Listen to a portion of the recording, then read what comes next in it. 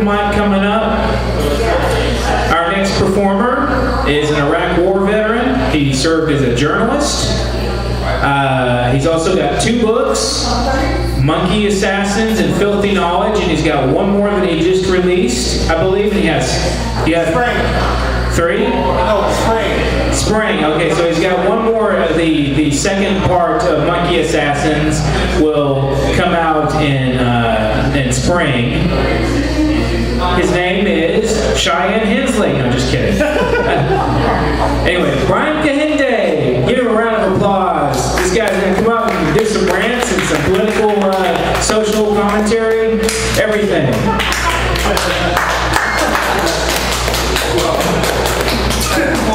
We just got one thing incorrect, but everything else was I got the name wrong. The name. You messed up on that. But it's actually part 2 of my first book will be out in the spring. Filthy Knowledge, because my first book of poetry, Filthy Knowledge 2, Synchronicity and Violence, will be out in the spring. I wanted it to be out like this month, but that just didn't happen. A lot of, trials and tribulations, things that happen at a moment's notice. Life is very unpredictable. So some things I had to just push to the back burner. But I'm very resilient, I'm very resourceful, I'm very confident that it will be out in the spring, and just keep on trucking. It's just like we don't really choose to write it; it comes through us. I'm trying to paraphrase a quote or something, but it doesn't come to me right now, but it's basically like, it's like a leaky faucet. You cannot turn it off. It's just, if you're a writer, you write. You find the time to write. Whatever you're going through in life, that's like our therapy. That's how we would like to pay, doctors and make them rich. We do it ourselves. It's very cathartic. So they make enough as it is. Yes, absolutely. Well, let me show you this book here. I have 3 copies available for sale. Should you want to, dig deep in your wallet or purse or what have you, if you have any to spare for me, it's my second book, Monkey Assassins: A Chronic Odyssey. It's $10. Just come up to me after I get off the stage, and people come up if you're interested. This one came out in 2011. My first book came out in 2009. No, 2011 was my first book. 2013 was this book. That's time. Speaking of time, my next book, Synchronicity and Violence, which is kind of like a sequel to my first book, revolves around time. There's going to be like a clock on the front cover, which sort of is reminiscent of one of your books, typically like Kingswood Clock. Yeah, it has like a clocked theme about time, destiny, life, death, all that good stuff. But let me go ahead and this is a brand new poem. It will be featured in Synchronicity and Violence for the spring. Hope you enjoy it. It's called TNT, a love story. Me, in my most natural state, a telepathic vegetable, opening doors of perception. My fleeting desires are butterflies in my throat, a desperate fuse lit while dark eyes furtively grope, a vain temptation to falsify flaws and make them noble attributes, like certain phrases, when said with panache, alchemize trash into treasure, discovering what it means to be reborn and swept up into the vortex of love, where effervescent spirits conspire with manufactured words, where forgiveness is a plea guilt and sincerity offers no defense.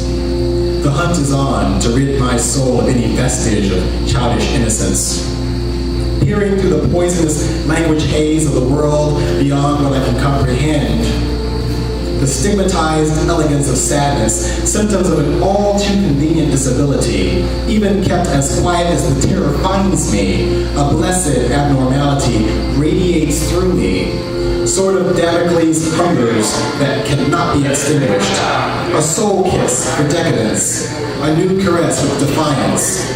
I want to laugh so long and hard I crumple over from the pain, and mutate into phantom shadows with the falling rain. And all that rain collects complex as a bold-faced cliche of dreams and streams, into drains, into rivers, into lakes, into oceans, into the thin blue edge of sanity, when laughing turns to crying until it hurts to move, to breathe, to freedom.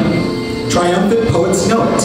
This reality without reason is what endures. Our minds held hostage by omnipresent doubt, so goes the faith of yesterday.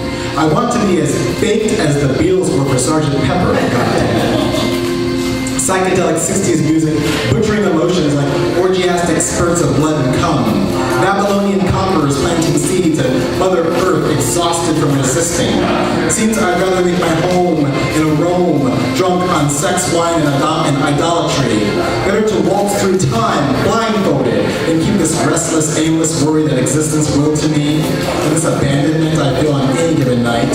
The void of unasked questions between any father and son. Doubtful destinies intertwined in stubborn, atavistic knots. A curse I carry proudly like the bleached bones of hereditary enemies.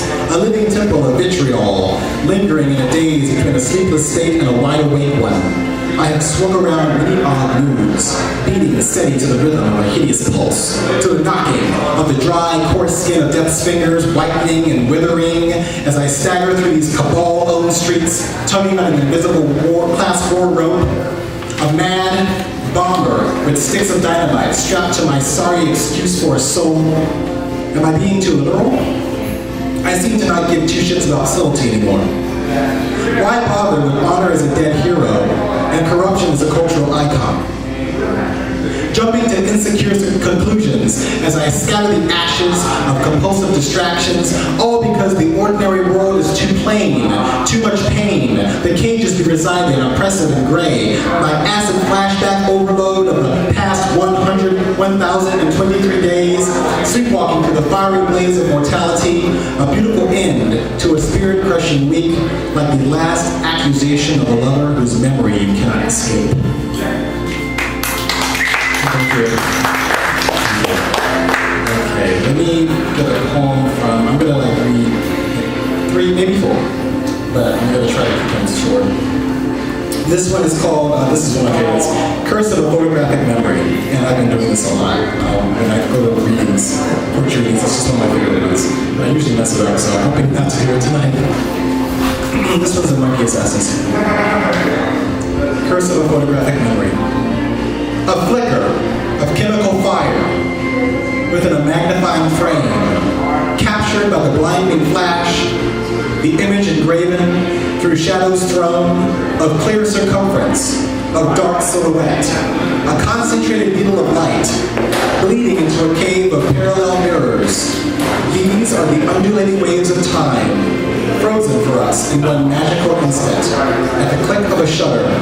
The soul dwells within that phenomenon, inhabiting the hollow tomb of all our yesterdays, and resonates beyond the effigy, breathes new life in, remaining free, the beloved curse of a photographic memory.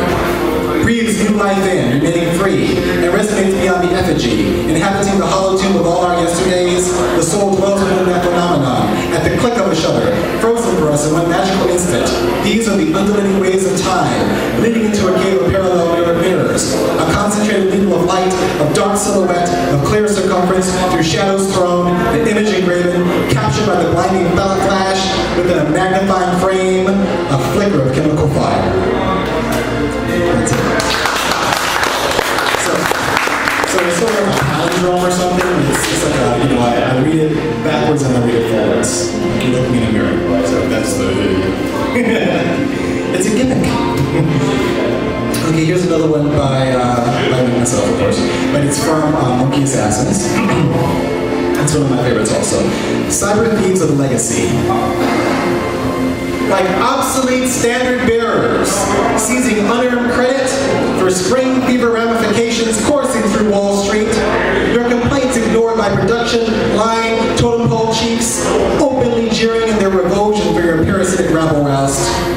Their golden calves slaughtered in their festering rotund robes, just about to hurl their business-savvy cavalier turd blossoms at you. Wholly owned by morally deficient industry titans of yore, honored ruiners of nature, dispelling the secret sloth of consumer law. The international asthmatic memory of preeminent nuclear strikes power the conveyor belt malaise of their manila folders, their fusillade of mechanical pencils and metal voting chairs, their compulsory perfectionism of constipated think tanks. Patching gerryrigged elections in synchronized advance, pigeon slave networks engineered by dull tortoiseshell suits, and elite extortion power games exchanged for favors on Country Club Green, excessively beholden to the gimme avarice of a New York minute. This assimilation by monetary systems we have no play or say in are RFID tags embedded in every neck the NSA cyber thieves scan. Satellite-controlled drones go viral with our government's wrath as stigmatized spies implode from declassifying millions of civilian deaths. Modern life is a state of vanishing values and impotent impermanence, a minefield for egos of passive neutrality and mounting losses. The superficiality of blinding static these instant distractions dominate, the treacherous trappings of materialistic desires on display.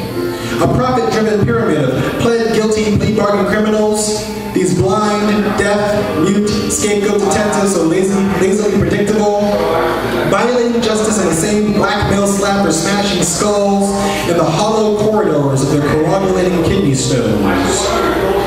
On icy evenings, enhanced with extrasensory perception, these cyber thieves seep through the cracks of infrastructure. Dead plasma screen dreams with suicide mission orders. Their 7 years bad luck program.